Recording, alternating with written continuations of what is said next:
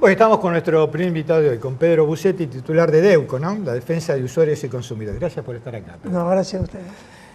Bueno, Pedro, todavía hay familias que están, son pocos, son menos, pero todavía hay familias que están sufriendo cortes de luz. Aquellas que han tenido estos cortes durante la época de las fiestas, ¿cómo se las va a compensar a las mismas? Bueno, el ENRE resolvió, mediante la resolución 1 del 2014, compensarlos de esta manera. Los cortes de 12 a 24 horas, 490 pesos. De 24 a 48 horas, 760 pesos.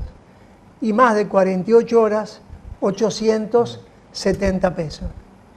Pero lo que resolvió mal el ENRE, que le pedimos en la reunión que tuvimos el viernes que se hiciera de otra manera, es que no va a cobrar en efectivo el usuario. O sea, se van a descontar a futuras... Se lo van a descontar a futuras de próximas facturaciones, con lo cual, teniendo en cuenta que el gasto de una familia puede ser 100, 150 pesos mensuales, bimestrales, aquel que tenga una compensación de 870 pesos va a tardar un año en descontar algo que se dice ser una compensación económica. Pierde todo el sentido, es prácticamente nulo el efecto y además creemos que de alguna manera vulnera los derechos de los usuarios que por lo menos quisieran recuperar algo de lo que perdieron. ¿Y cómo se puede revertir esto? Bueno, nosotros la semana que viene, junto con la Unión de Usuarios y Consumidores, vamos a hacer una presentación acompañada por firmas de los usuarios que tiene varios aspectos. En primer lugar, lo que pretendemos es que el usuario pueda optar por dejar que las facturas se paguen con ese saldo acreedor o poder cobrar en ventanilla. Cosa que no es nueva, porque en el año 2010, cuando el ENRE también sancionó a Edesur, a Edelap y a Edenor, había la posibilidad de que el usuario cobrara por ventanilla. Ahora hay otro dato. El usuario que tiene una de estas compensaciones, pero que además haya tenido en el año 2012, octubre y noviembre, cortes similares, o en diciembre de 2010, cortes iguales a los de 2013, recibe una compensación que es el doble de la que se fijó. Quiere decir que entonces, aquel que tuvo un corte de 48 horas y va a recibir 870 pesos, si tiene antecedentes de haber tenido cortes anteriores, va a recibir 1.740 pesos. Con lo cual, si tuviéramos que dejarlo para descontar en factura, prácticamente podía estar 3 años para cobrar. A lo cual se le agrega... Siempre y cuando las facturas no aumenten. ¿O siempre cómo es el cuando, tema? Porque bueno, ahora después ¿es hablamos. el peso o el kilowatt, digamos? ¿Qué es lo que me compensan? ¿En plata? En plata. No en kilowatt. O sea que si plata, el kilowatt pero, aumenta... Claro, pero además sin interés. Con lo cual hay bueno, evidentemente, cuando el usuario paga una factura atrasada, tiene que pagar un interés. Ahora, cuando la empresa toma un crédito del usuario, no le tiene que pagar intereses. Bueno, ese es el primer tema. Segundo tema, en el año 2010, la empresa Edenor no pagó las multas que le había dado el ENRE ni la compensación económica. Apeló a la justicia. El año pasado, 2013, perdió todas las instancias. En primera instancia, perdió en la Cámara, con lo cual debe pagarle a los usuarios, 70.000 usuarios que en el año 2010 tuvieron corte de energía, tiene que pagarle la compensación económica. En el año 2012, también el ENRE sancionó a Edenor y a Edesur para que compensaran económicamente con otros montos, 180, 350 y 450. Ninguna empresa pagó. Lo que vamos a pedir la semana que viene al ENRE es la ejecución de la cobranza para los usuarios, por supuesto, de estas multas que no pagaron, de estas compensaciones que no pagaron a los usuarios. ¿Hay un control sobre los que reciben esta compensación? ¿Hay gente que puede llegar a quedar afuera, que hayan recibido cortes de energía durante un par de días, necesitan la contribución y no están dentro de este marco? En primer lugar, el usuario no tiene que hacer ningún trámite para cobrar esto, para que le acrediten, porque de acuerdo a cómo está hoy, sería para acreditarlo. Pero esta semana hubo una información donde las empresas dijeron que no sabían qué cantidad de usuarios tenían cortes, porque tienen los datos de media tensión y no los de baja tensión.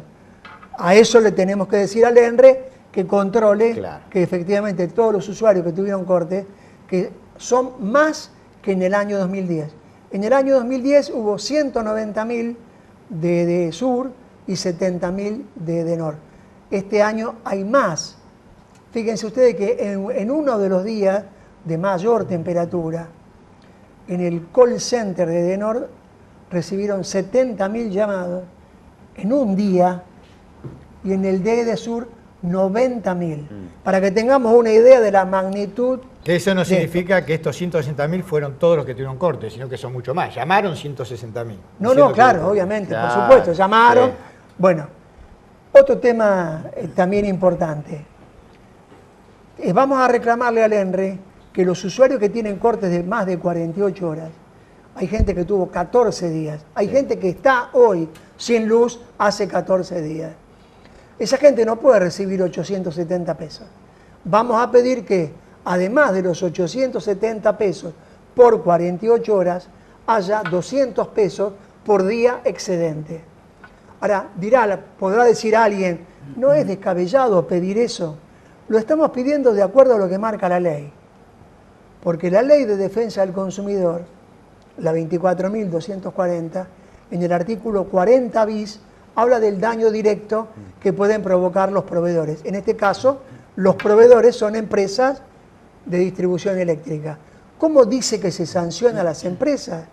Con un máximo de hasta 5 canastas básicas totales medidas por el INDEC. Esa canasta, hoy, medida por el INDEC, vale 1.800 pesos. 5 canastas son 9.000 pesos. Con lo cual, aplicando la ley, aquel usuario que tuvo más de 48 horas podría recibir hasta 9.000 pesos de indemnización, cumpliendo simplemente la ley, no aplicando ningún criterio alocado ni irracional, sino cumpliendo la ley. Pedro, vos estabas diciendo recién que el promedio o por ahí lo máximo que se paga es 150 pesos por bimestre. No, toma un consumo medio. Un promedio. Hay mucho mayor consumo. ¿Es lógico que se pague 150 pesos por bimestre de energía, de electricidad?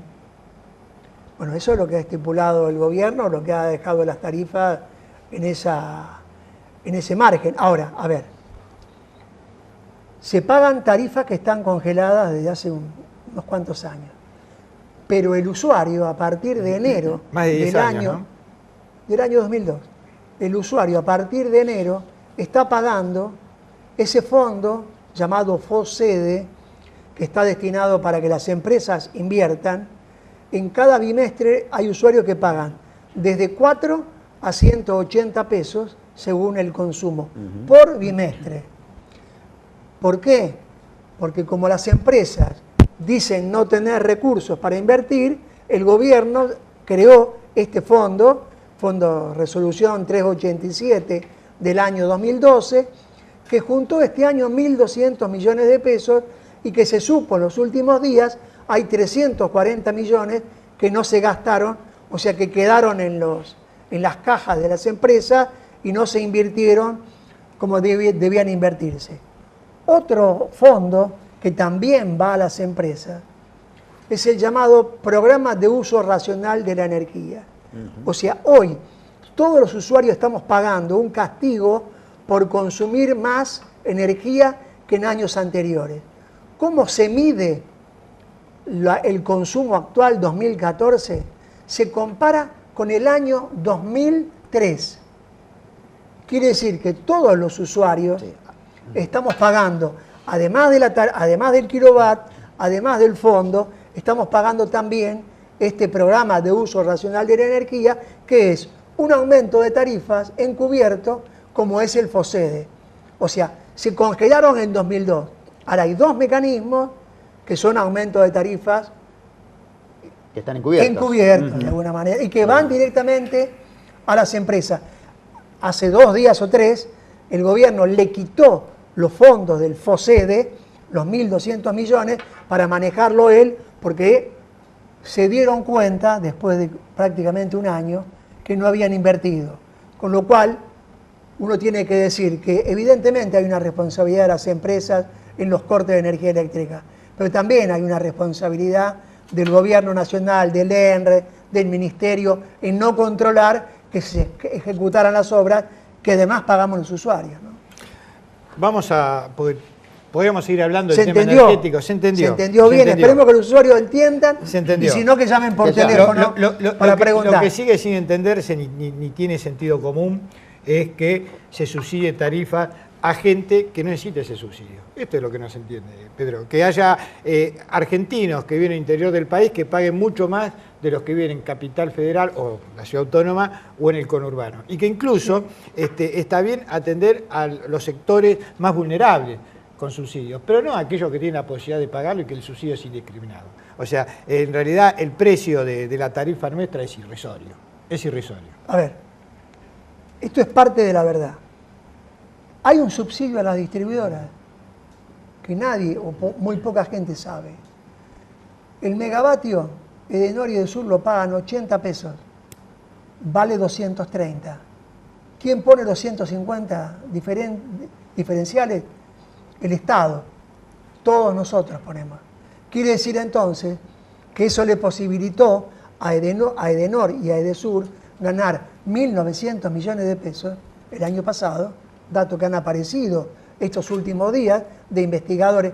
Quiere decir que no perdieron plata, a pesar de la tarifa congelada. Que ha habido un desorden en el sistema eléctrico, hay algo que lo da cuenta muy efectivamente. Argentina perdió la soberanía energética.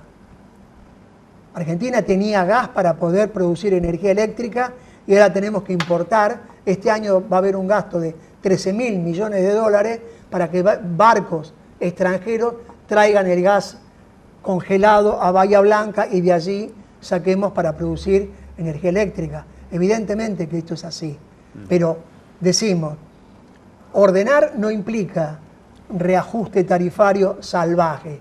Cuando en el año 2008, y acá estuvimos después del año 2008, cuando el ministro De Vido aplicó un aumento de tarifa que llegaba al 400%, sí. Después se dieron cuenta que en el conurbano bonaerense había gente que tenía luz pero no tenía agua, entonces tenía que poner el motobombeador para poder tener agua. Tuvo que decir a los intendentes, bueno, elijan a los sectores más pobres y no le aumentamos la tarifa. O sea, mucho desorden. Se podía haber hecho de una manera muy distinta. Si se hubieran, cumpliendo con la ley, hacer audiencias públicas todos los años para ver los costos de la energía, hacer audiencia pública, ahora debatir y llevar desde el año 2004 hasta la fecha ordenadamente un ajuste tarifario que hubiera sido mínimo.